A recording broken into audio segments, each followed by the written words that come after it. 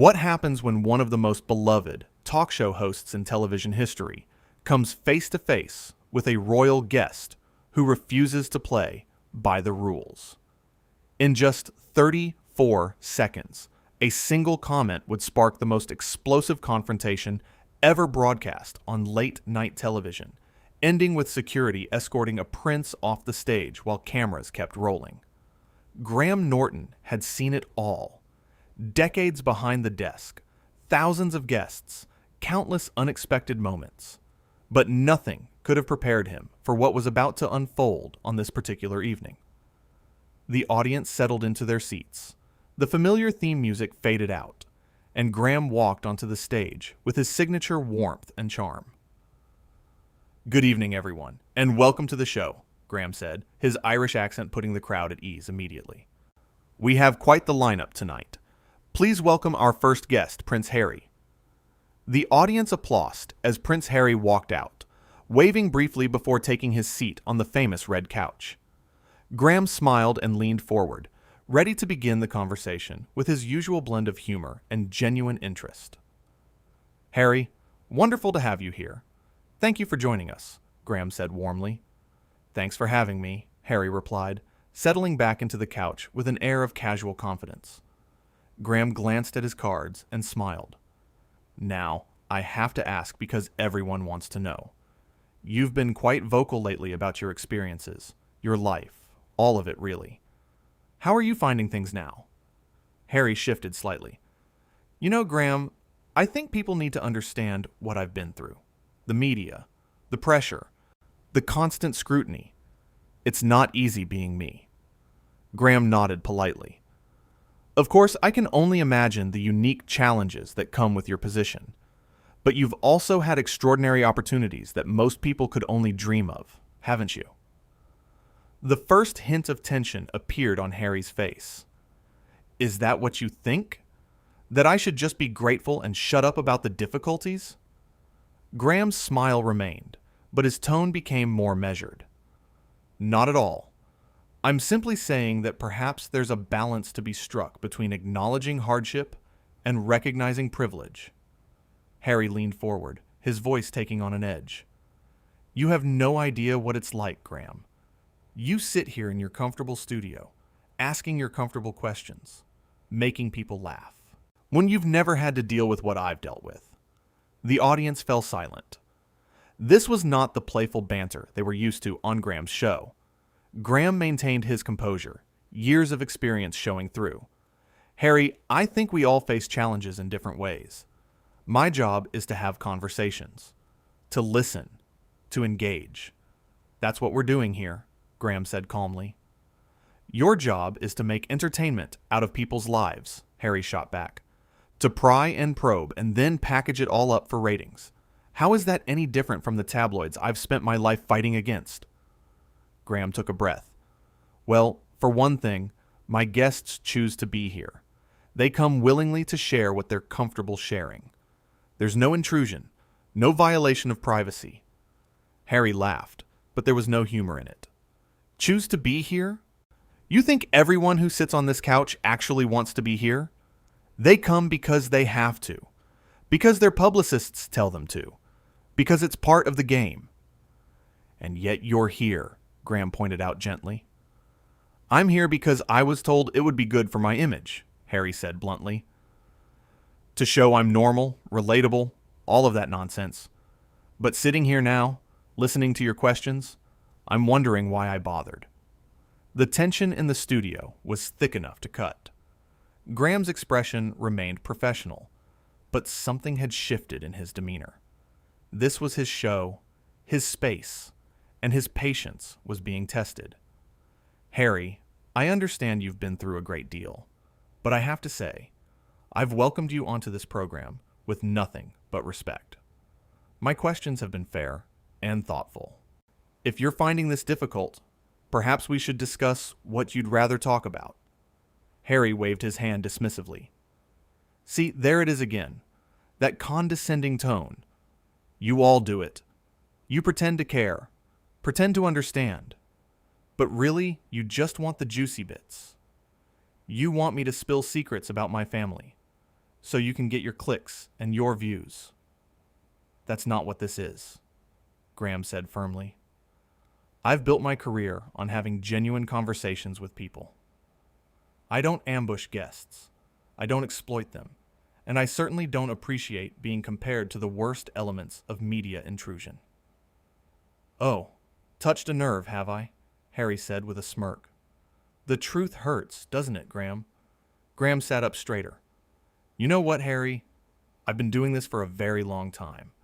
I've interviewed everyone from Hollywood legends to political figures, to musicians, to authors. Some have been difficult, some have been shy, some have been provocative. But I've never had someone sit on this couch and insult not just me, but the entire premise of respectful conversation.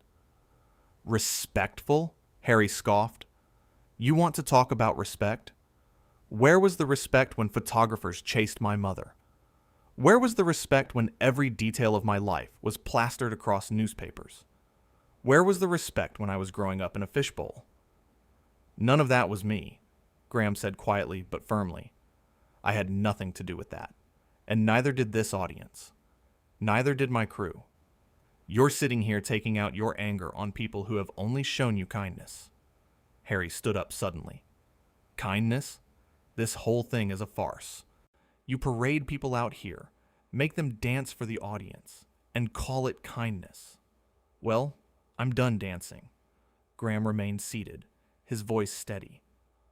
Then perhaps you should leave. The audience gasped. In all his years of hosting, Graham had never asked a guest to leave. The moment hung in the air like a held breath. Excuse me, Harry said, his face flushing. You heard me, Graham said, standing now to face his guest. If you're done, if this is such a terrible experience for you, then you're free to go. I won't keep you somewhere you don't want to be. Harry's jaw clenched. You're kicking me off your show? I'm giving you the choice you claim you never have, Graham replied evenly. You can stay and we can have a real conversation, or you can leave. But what I won't do is sit here and be berated for trying to do my job with integrity. Integrity, Harry repeated mockingly. That's rich coming from someone in your industry. Graham's expression hardened. My industry? Harry, you've spent your entire adult life using the media when it suits you, giving interviews when you want to share your story, posing for photographs when you have something to promote, appearing on programs like this when you need public support. You can't have it both ways. You can't use the platform and then spit on it. How dare you, Harry said, his voice rising. You don't get to lecture me about anything. Do you know who I am? The words hung in the air, and in that moment, the entire tone of the encounter crystallized. Graham's face showed a mixture of disappointment and resolve. Yes, Harry, I know exactly who you are. But do you know where you are? This is my show. These are my guests, my audience, my crew. And I've worked for 30 years to build something based on warmth, humor, and mutual respect. I don't care about titles or status. I care about how people treat each other. Harry pointed at Graham. You're going to regret this. Do you understand the consequences of how you're speaking to me right now? Is that a threat? Graham asked, his voice calm, but his eyes sharp. It's a statement of fact, Harry replied coldly. I have a voice, I have a platform, and I won't hesitate to use it. Graham nodded slowly. Then I suppose we're at an impasse, because I also have a voice and a platform, and I won't hesitate to stand up for what's right. This conversation is over. He turned to someone off camera. Can we get security, please? Harry's eyes widened. You're actually going to have me removed. You've made it clear you don't want to be here, Graham said. I'm simply helping you with your exit. The audience sat in stunned silence as two security personnel appeared from the wings. They approached carefully, respectfully. Sir, if you'll come with us, one of them said quietly to Harry. Harry looked around, seeming to realize for the first time that he had pushed too far. This is absurd. You can't treat me like this. I'm treating you exactly as I would treat anyone who behaves this way on my program, Graham said. With the door. Harry's face went through several emotions at once. Anger, embarrassment, disbelief. He opened his mouth to speak, then closed it again. Finally, he shook his head. Fine, I'm leaving. But this isn't over, Graham. Not by a long shot. It is for me, Graham replied simply. As security gently guided Harry toward the exit, he stopped and turned back one more time. You're making a huge mistake. Graham stood his ground, hands clasped in front of him. The only mistake I made was not ending this sooner when it became clear you had no interest in a genuine conversation. I hope you find whatever it is you're looking for, Harry. I truly do. But you won't find it by burning bridges with everyone who tries to meet you halfway. Harry stared at him for a long moment, then turned and walked off the stage, security following behind him. The studio doors closed, and for several seconds, nobody moved. The audience didn't know whether to applaud, gasp, or sit in silence. Graham took a deep breath and returned to his chair, and he looked directly at the camera, his expression a mixture of sadness and resolve. Well, he said softly, that was unexpected. A nervous laugh rippled through the audience. Graham smiled slightly, though the warmth didn't quite reach his eyes yet. You know, in all my years doing this show, I've always believed that conversation is a two-way street. It requires both people to show up with openness and respect. When that breaks down, when one person decides they're going to use the platform as a weapon rather than a bridge, well, you saw what happens. He paused, gathering his thoughts. The audience waited, hanging on every word. I don't take pleasure in what just happened. I genuinely wanted to have a good conversation with Harry. I think he has interesting perspectives and experiences to share. But I also won't compromise the values this show was built on. We treat people with kindness here. We listen. We laugh. We connect.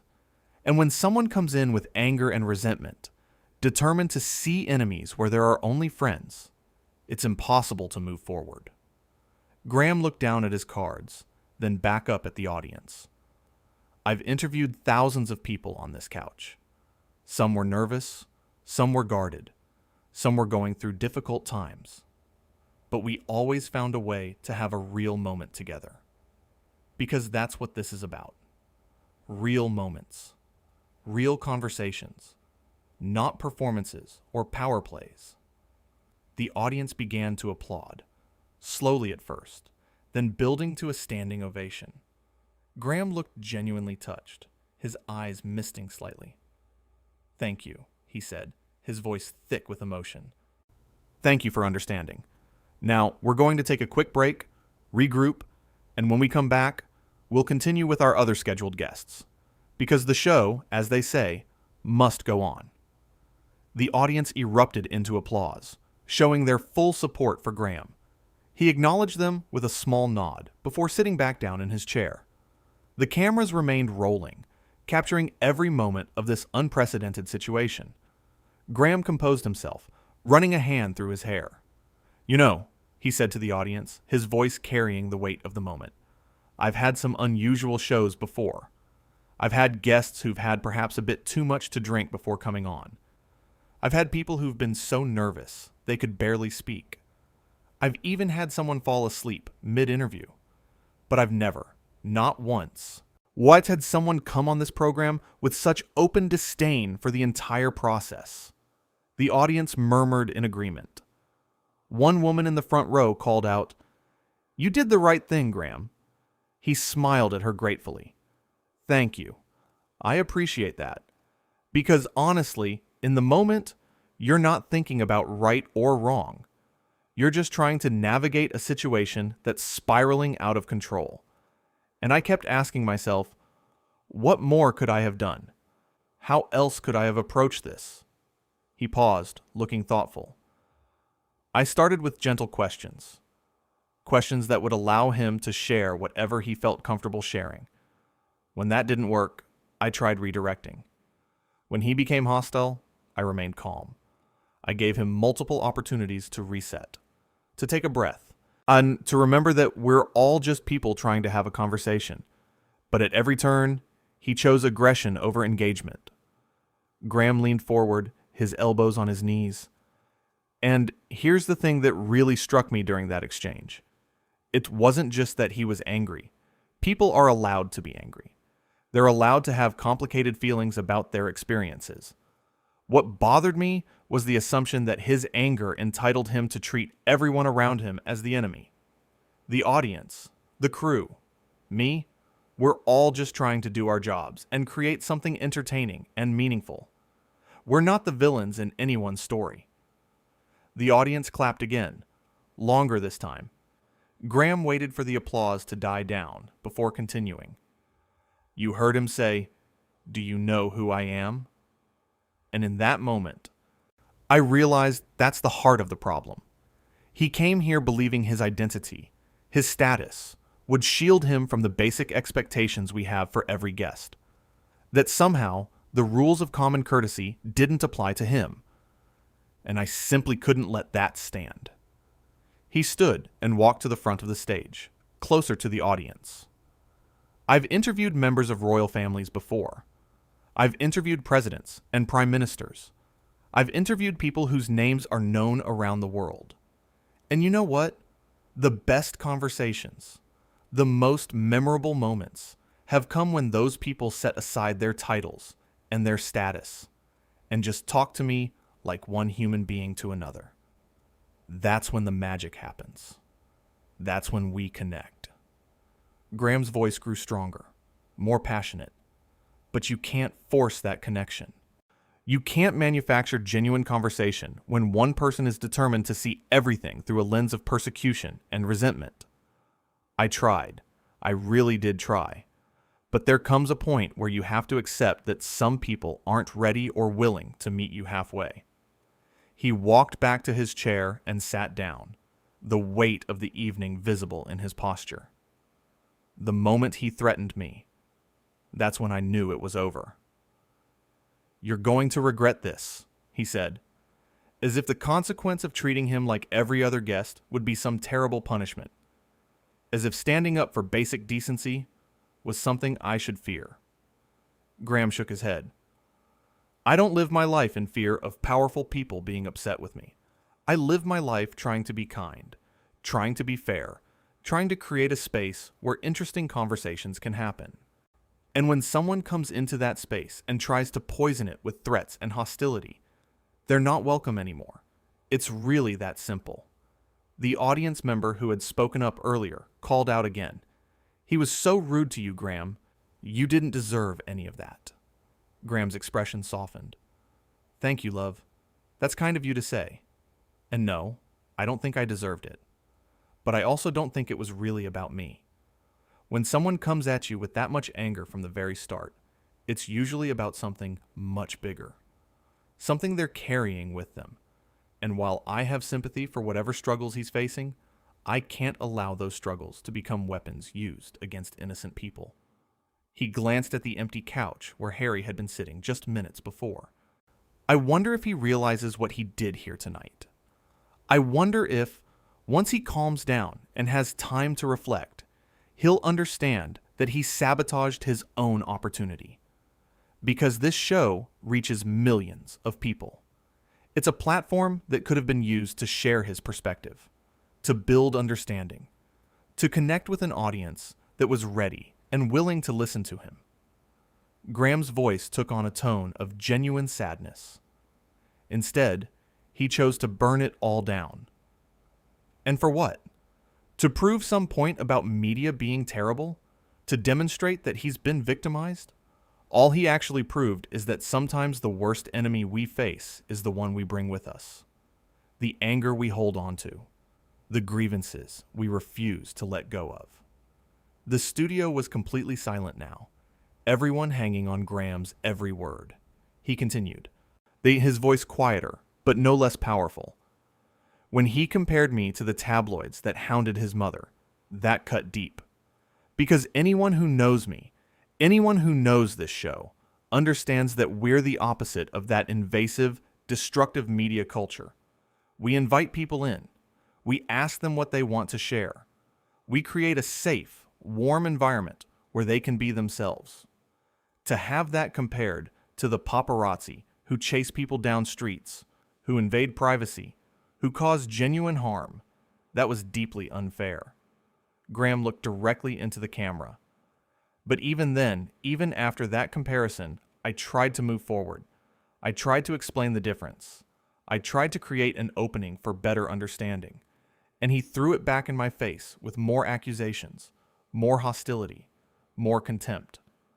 At some point, you have to stop trying to reason with someone who's determined to misunderstand you. He stood up again, pacing slightly. The irony is that he came on this show presumably to improve his image, to show he's relatable and normal. And instead, he revealed exactly why people struggle to connect with him. It's not because he's royal. It's not because he's had a difficult life. It's because he approaches every interaction as a battle to be won, rather than a conversation to be had. Graham stopped pacing and faced the audience directly. I've had guests on this couch who've been through unimaginable traumas. People who've survived wars, abuse, loss, illness, and they've managed to sit here and have warm, funny, engaging conversations. They've found ways to share their pain without weaponizing it. They've used this platform to heal, to connect, to remind us all of our shared humanity. That's what this show is supposed to be. A celebration of human connection in all its messy, complicated, beautiful forms. The audience began applauding again, and this time Graham let himself smile more genuinely. Thank you. Truly. Your support tonight means more than you know. Because when something like this happens, when you have to make a difficult decision in real time, you wonder if you're being too harsh or not harsh enough. You question yourself. But seeing your reaction, feeling your understanding, it reminds me that most people recognize basic fairness when they see it. He returned to his chair one more time. I want to be clear about something. I don't hate Harry. I'm not angry with him. I'm disappointed. Disappointed that an opportunity for genuine dialogue was wasted. Disappointed that someone would come into this space and treat it with such contempt. But I don't wish him ill. I hope he finds peace. I hope he works through whatever anger and pain he's carrying. I just won't allow him to use this show as a dumping ground for that pain. Graham looked at his cards, then set them aside. You know what the hardest part was? The moment when I realized there was no saving this. The moment when I understood that no matter what I said or did, he was determined to turn this into a confrontation. Because I always believe in the possibility of turning things around, of finding common ground. It's what I do. It's who I am. But tonight taught me that sometimes the kindest thing you can do is end a bad situation before it gets worse. The audience nodded, many of them looking emotional themselves. Graham's vulnerability in this moment was unlike anything they'd seen from him before. When I called for security, my heart was pounding, because that's not something I ever imagined doing. This show is about openness, about welcoming people in. To have to ask someone to leave, it goes against everything I've built here. But it was necessary. It was the only way to preserve the integrity of what we do. And I'd make the same choice again, even knowing how uncomfortable it was. He took a deep breath. The look on his face when security approached, it was a mix of shock and indignation. Like he genuinely couldn't believe there would be consequences for his behavior. And that, more than anything else, showed me how far removed he's become from normal human interaction. Most people understand that if you treat someone poorly, they're not going to continue welcoming you into their space. But he seemed genuinely surprised that the rules applied to him too. Graham's voice grew stronger again. Well, they do apply. They apply to everyone who sits on this couch. I don't care if you're royalty or a first-time actor doing their first interview. If you come here with respect, you'll get respect. If you come here with hostility, you'll be shown the door. It's not complicated. It's just basic human decency.